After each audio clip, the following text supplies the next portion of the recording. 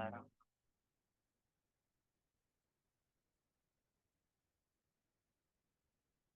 المفعول معه هو مذکور بعد الواو لمصاحبة معمول فعل لفظا أو معنى.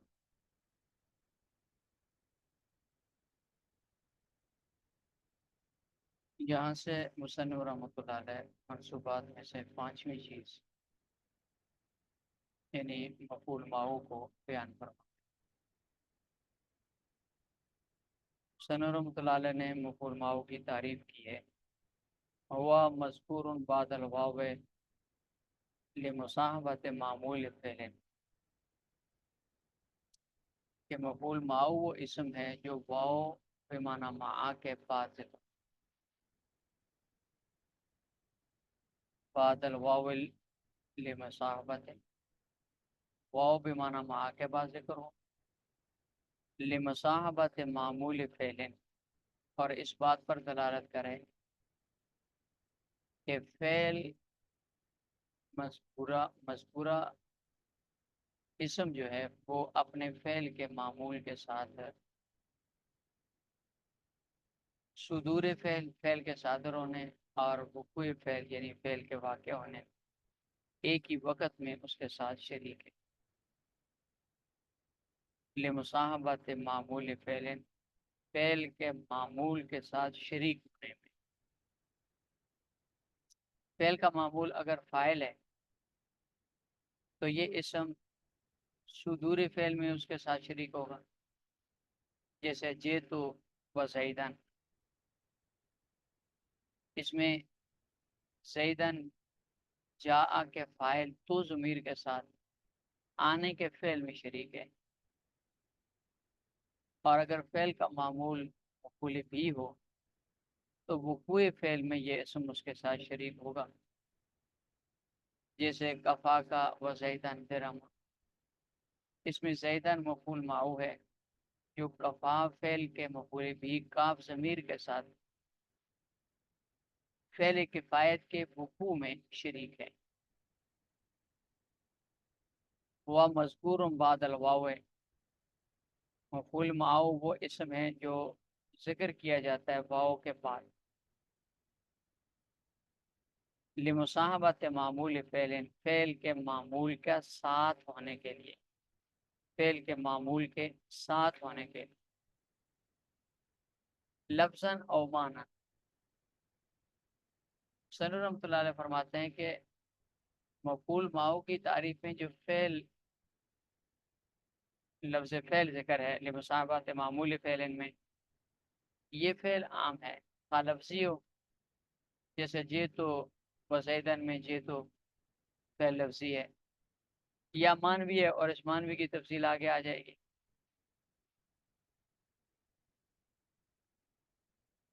جیسے مثلا جار مجرور ہوتا ہے اس کا جو متعلق ہوتا ہے وہ متعلق فعل مانوی ہے.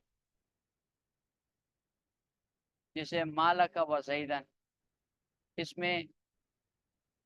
لکا جار مجرور لام جارہ اور کاف ضمیر مجرور، اس کا متعلق ہے تصنع،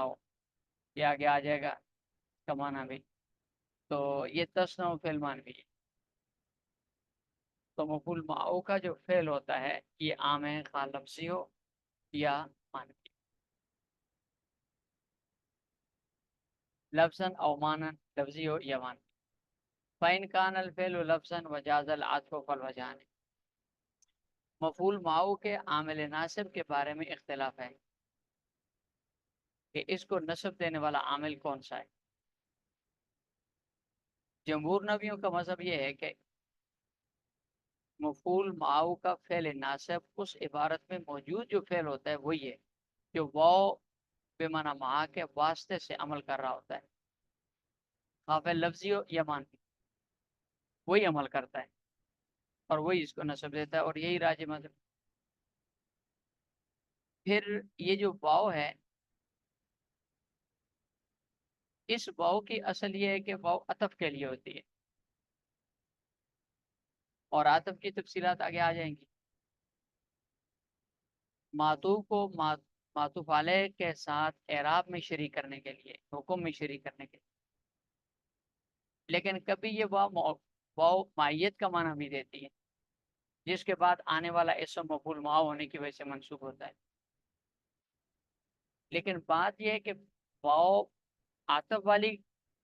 کس جگہ پر ہوگی اور واو مائیت والی کس جگہ پر ہوگی، کون سی واو عاطفہ ہے، کون سی واو مفعول معاو والی واو ہے۔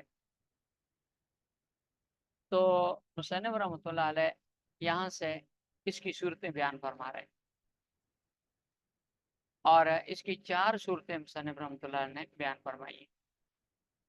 اس لیے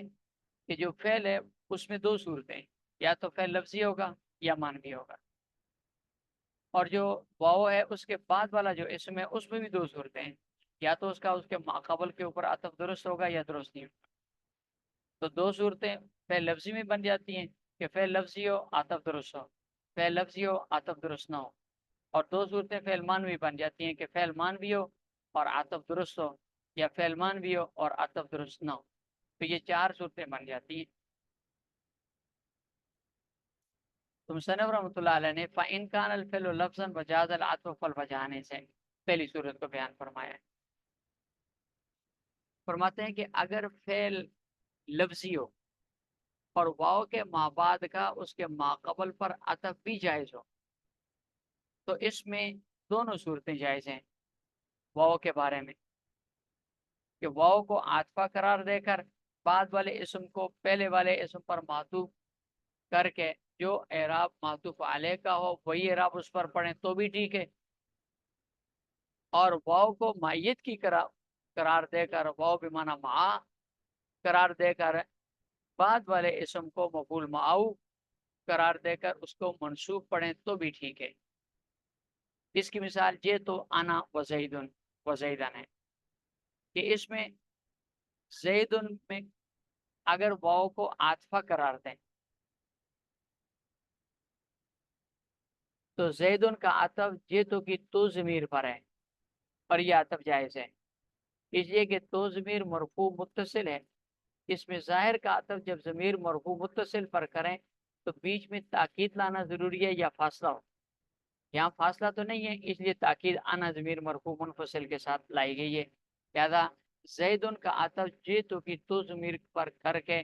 معطوف علیہ تو ضمیر کا اعراب زیدن کو دے کر اس کو مرفوع پڑھنا فاعلیت کی وجہ سے یہ بھی جائز۔ اور اگر زیدن کی واو کو مع کے معنی میں قرار دیں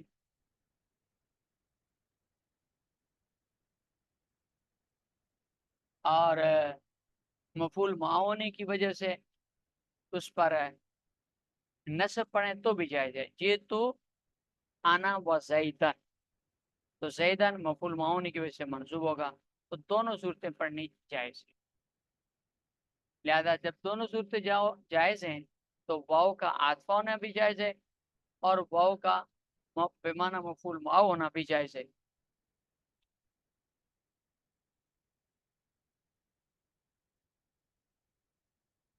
فَإِنْ كَانَ الْفِعْلُ لَفْظًا اگر فعل لفظی ہو وجاز العطف اور عطف بھی جائز ہو فالوجہانے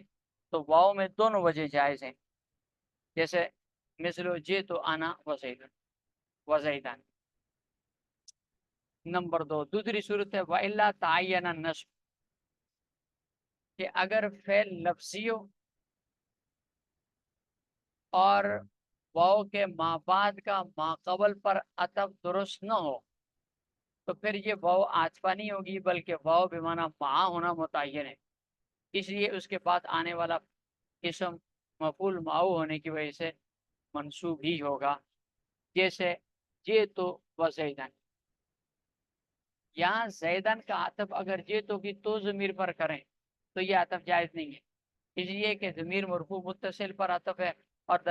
فاصلہ بھی نہیں ہے درمیان میں، اور ضمیر مرفوع منفصل کے ساتھ اس کی تاکید بھی نہیں لائی ہوئی، لہذا زیدن واو کو عطفہ قرار دے کر زیدن کا عطف اگر تو ضمیر پر کریں تو یہ عطف جائز نہیں ہے، لہذا واو عطفہ نہیں بن سکتی، جب وہ عطفہ نہیں ہے تو واو بمعنی مع ہونا متعین ہے، اس لیے زیدن یہ منصوب ہوگا مفعول مع ہونے کی وجہ سے۔ وَإِنْ كَانَ مَعْنًا تیسری صورت کہ اگر فعل مانوی ہو، وجاز العطف ہو، اور عطف بھی جائز ہو، فعل مانوی ہو اور واو کے ما بعد کا اس کے ماقبل پر عطف بھی جائز ہو، تو تعین العطف، یہاں واو کا عاطفہ ہونا متعین ہے۔ اس کو ما کے معنی میں پڑھنا، مفعول ماؤ واو کو مفعول ماؤ کی واو بے معنی ما قرار دے کر بعد والے اسم کو منصوب پڑھنا جائز نہیں ہے، جیسے ما لزید و عمر،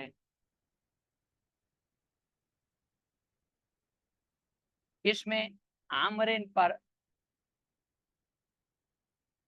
عطف متعین ہے،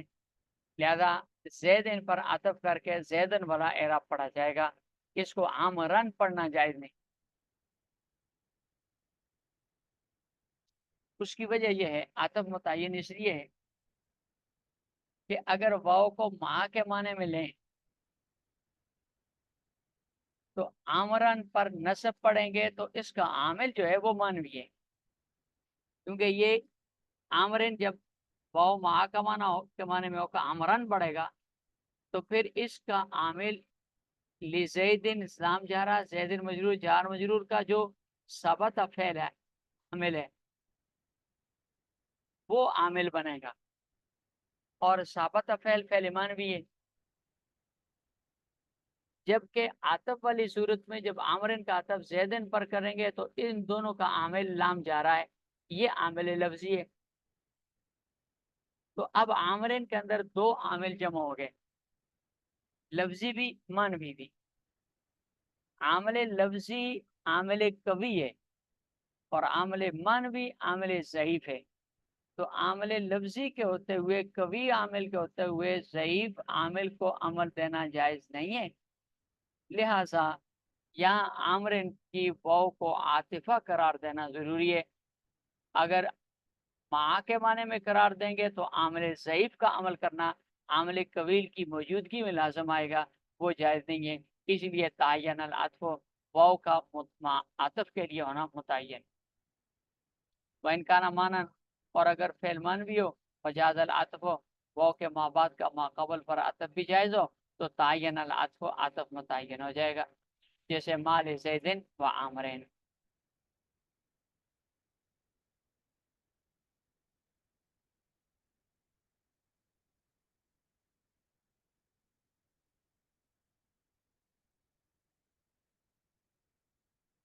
وَإِلَّا تَعَيَّنَ النَّصْبُ، یہ چوتھی صورت ہے کہ اگر عامل مانوی ہو اور نصب کیا کہتے ہیں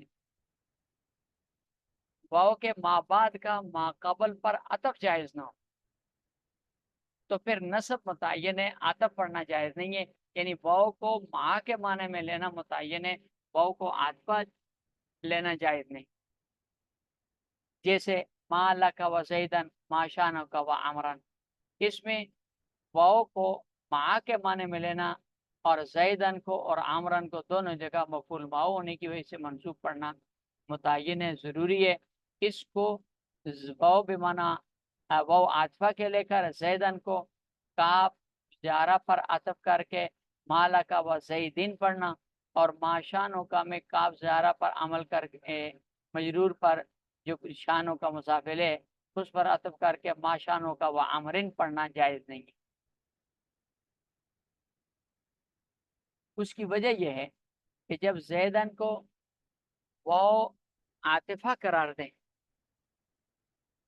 واو کو عاطفہ قرار دیں تو زیدن اور عمران کا عطف لکا کی کاف ضمیر زیدن کا عطف اس پر ہوگا اور عمران کا عطف شان ہوگا کی کاف ضمیر پر ہوگا، دونوں جگہ پر معطوف علیہ ضمیر مجرور متصل ہے، اور قاعدہ بصریوں کے نزدیک یہ ہے کہ ضمیر مجرور متصل پر جب کسی اسم کا عطف کیا جائے گا تو معطوف کے ساتھ بھی اعادہ جار ضروری ہے، جس طرح معطوف علیہ کے ساتھ حرف جر لگا ہوتا ہے۔ اب دیکھیں مالکہ میں کاف ضمیر کے ساتھ لام جا رہا ہے اور ماشانو کا میں کاف ضمیر کے ساتھ شانو کا مصدر جو ہے وہ جا رہا ہے، جر دینے والا مضاف ہے۔ تو یہاں اگر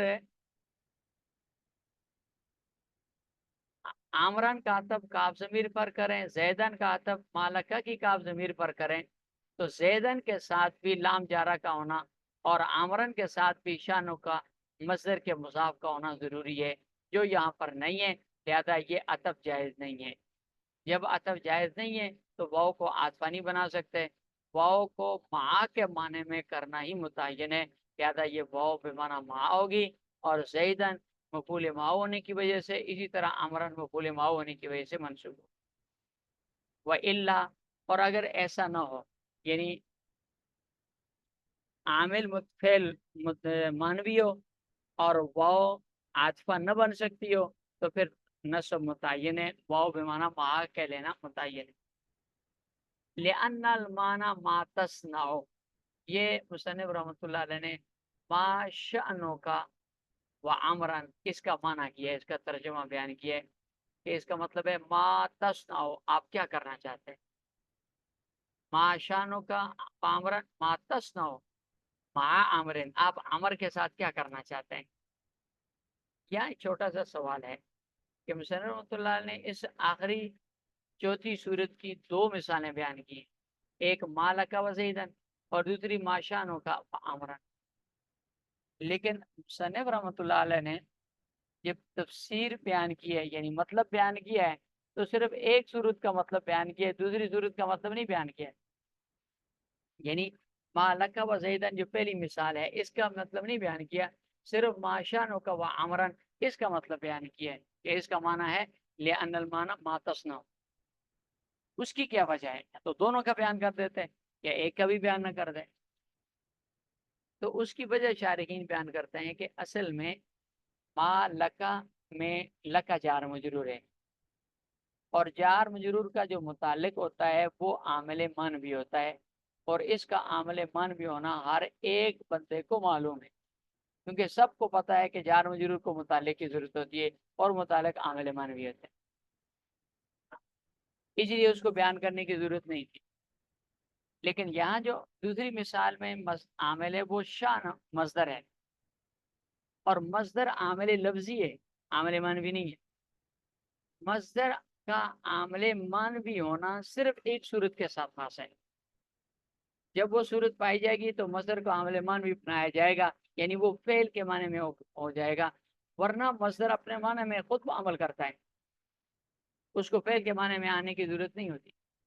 और एक सूरत वो ये है कि जब मजदर हरफ इस्तिफाम मा इस्तिफामिया के बाद वाक़या हो, तो फिर मजदर आमिल मन भी होता है।